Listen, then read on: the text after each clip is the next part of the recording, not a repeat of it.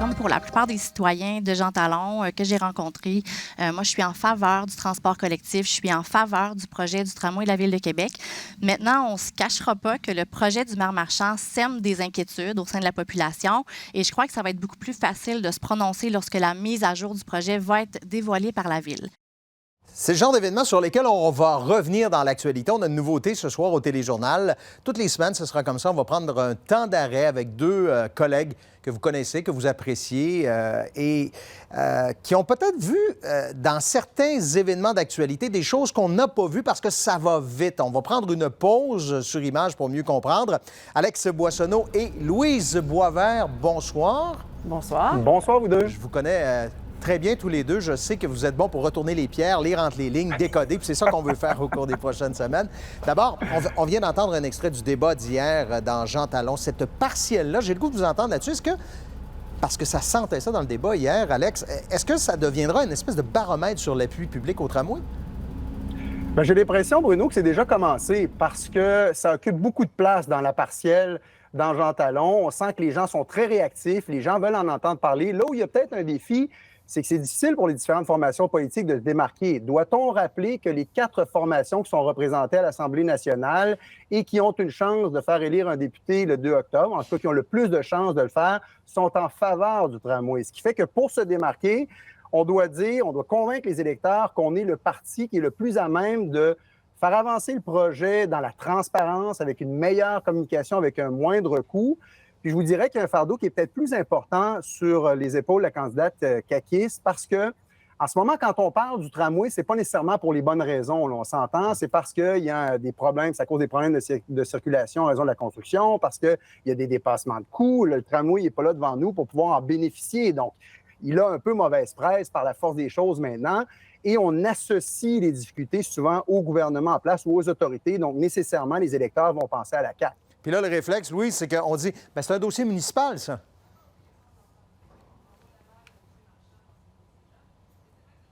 Moi, je n'entends pas Louise. Vous entendez bien? Ah, voilà! Oui, bon. Alors, c'est vrai que cette semaine, on renvoyait la balle à M. Marchand, hein?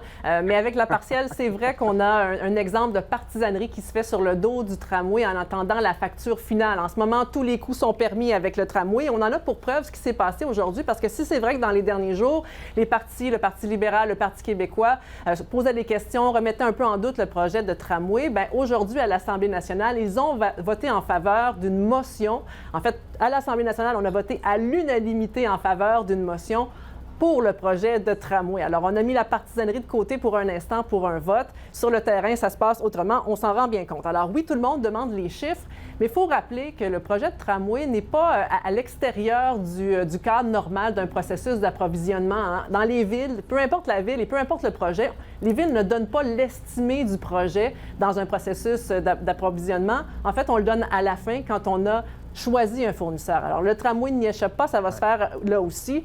Et c'est vrai qu'en ce moment, il y a un vide. Et en attendant la facture, il y a beaucoup de spéculation. Puis on dirait que tout le monde s'attend à ce qu'il y ait une mauvaise nouvelle.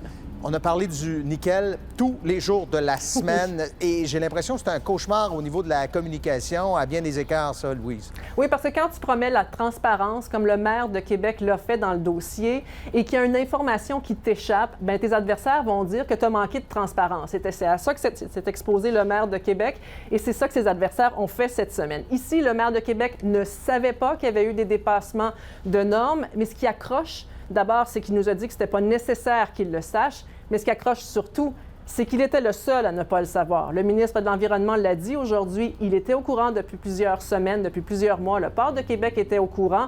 En fait, tout le monde qui gravite autour du sujet était au courant depuis le mois d'avril. Et quand on prend un pas de recul, la personne qui a pris le plus, qui a fait preuve de plus de transparence dans le dossier, c'est le port de Québec, parce que c'est le port qui a révélé qu'il y avait eu une rencontre en avril dernier où on avait rendu cette information publique. Et c'est le port qui a dit, écoutez, c'est la faute de Glencore, il y a eu un bris d'équipement. Vous alliez ajouter, Alex, il y a une confusion au minimum. Oui, bien parce qu'on a vraiment l'impression que ça pourrait devenir un problème, en particulier pour le gouvernement Legault. Moi, je parlais ce matin à l'émission Première Heure avec Raymond Poirier, qui est président du conseil de quartier du Vieux-Limoilou. Puis lui, il me disait que ce qu'il sent chez les citoyens, c'est une colère et une fatigue qui est surtout adressée au gouvernement qui a rehaussé la norme du nickel. Puis, il y a des gens sur le terrain qui considèrent que le ministère de l'Environnement ne semble pas trop préoccupé par la santé des citoyens dans le secteur, pense peut-être davantage aux intérêts du port de Québec. Il n'y a pas d'avis qui ont été envoyés dans ce dossier-là. Donc, il y a des gens qui ont l'impression que la Ville de Québec veut protéger la santé des gens, mais qu'il n'y a pas de transparence, donc la Ville ne peut pas faire son travail. Ça va peut-être éventuellement être un défi pour le gouvernement. Je veux qu'on parle du coût de la vie, l'impact sur les citoyens. On en a parlé au débat cette semaine, on en parle à tous les jours dans l'actualité. Et Alex, j'ai l'impression qu'on se retrouve presque en campagne électorale, où on l'est dans Jean Talon, mais tous les partis à l'Assemblée nationale disent « Ah, c'est moi qui est mieux placé pour aider les gens qui sont le plus en difficulté ».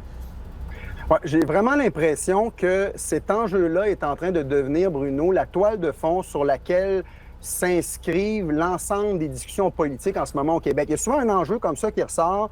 Il y a eu la pandémie, évidemment, il y a eu la pénurie de main-d'œuvre, puis là, on parle beaucoup du coût de la vie. Parce que cette semaine, on a appris que l'inflation a repassé le cap des 4 Donc, évidemment, pour les gens, c'est un enjeu fondamental. Ça veut dire se loger, ça veut dire se nourrir. On a eu une espèce de prise de conscience autour de l'itinérance. C'est peut-être devenu symbolique, tout ça. On va certainement en entendre parler encore beaucoup dans les prochaines semaines. Et c'est la même chose au municipal, Bruno, parce que qu'est-ce qui s'en vient en novembre? C'est un budget, c'est comme ça dans toutes les villes. On a senti à l'Hôtel de Ville de Québec cette semaine que les oppositions voulaient mettre la table. Ils ont mis en garde le maire de faire un choc tarifaire dans le prochain budget, d'élever un peu trop les taxes. C'est vrai que les oppositions ont à cœur le coût de la vie des gens de Québec, mais c'est aussi parce qu'ils ont perdu leur pouvoir au conseil municipal. Ils sont rendus minoritaires et M. Marchand n'a plus besoin d'eux pour faire le budget. Alors, pour les oppositions, c'est le temps de se faire entendre. La table est mise, vous disiez, ben voilà, c'est fait. On va se retrouver comme ça à chaque semaine. Ça va permettre de mettre les choses en perspective parce qu'on ne prend pas assez le temps de le faire. Merci à vous deux. Bonne soirée. À la semaine prochaine. Bonne soirée. Bye-bye.